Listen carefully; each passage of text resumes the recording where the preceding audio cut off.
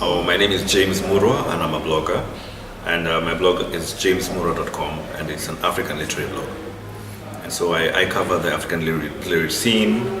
I tell you about the books, and I tell you about the people, and I tell you about the events around it.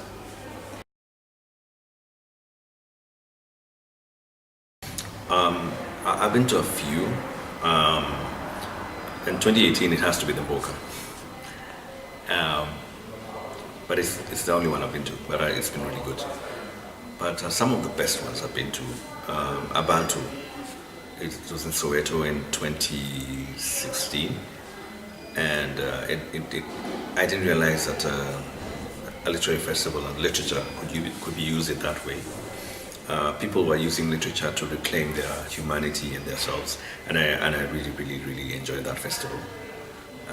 I also really loved the Hargeisa festival in Somaliland, and that festival, they used it to claim their nationality and their nationhood, and those two festivals, I love them because they show you that literature and the literary world can be more than just books.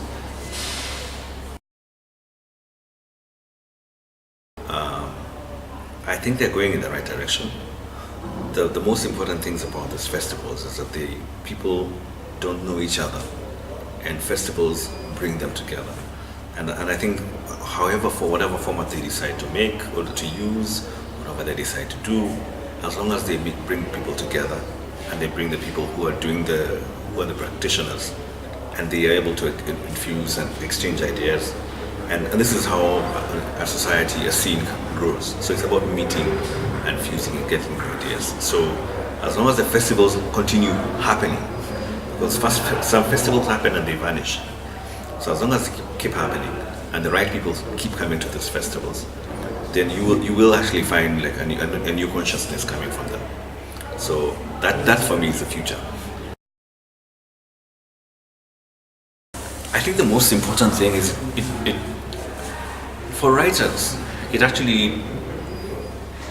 a sort of diary for writers to know who their friends are doing, who's doing what.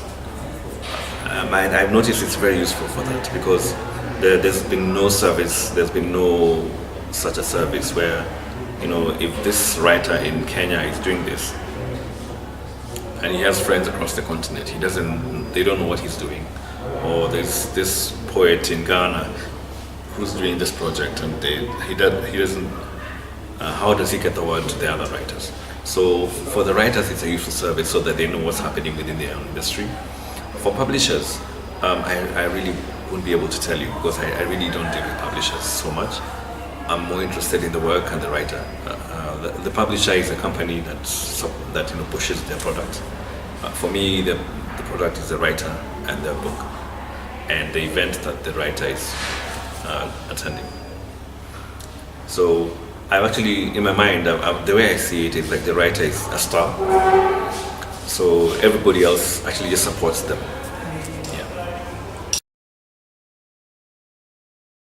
Genre fiction is really doing well, but there's something I found really interesting. It used to have like many little bands of things, but now they've put it all and called it speculative fiction. Okay. Yeah. So you find you have every writer who they're coming in there and they're writing what could be called science fiction in other markets. They are now called speculative fiction in the African literary market. Yeah. So and I find that there's a lot of really good writers coming out of there. Yeah. So whether it's Binti, whether it's Imagine 500, it's a really nice collection out of Malawi, where they tell you how Africa would look like 500 years from now, and it's not like science fiction, with the flying cars and what have you. It's just like how will the world look like, and how will Africa look like in 500 years. So it's science fiction-y, but it's just normal life and how people are living, and I think that's the space that's really gonna. It's really coming. I've noticed that some of the books coming out in that space are very good.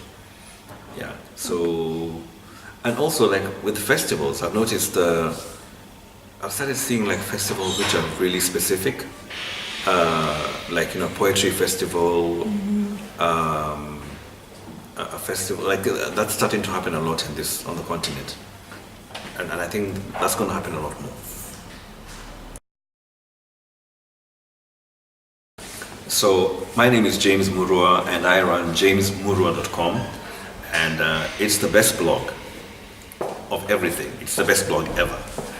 Or seriously, it's the best blog for people who want to know what's happening in the African literary scene, and if you want to know what's happening on the continent, that blog is a go-to blog. So remember to subscribe to Indie Book Show Africa, people. It is lit.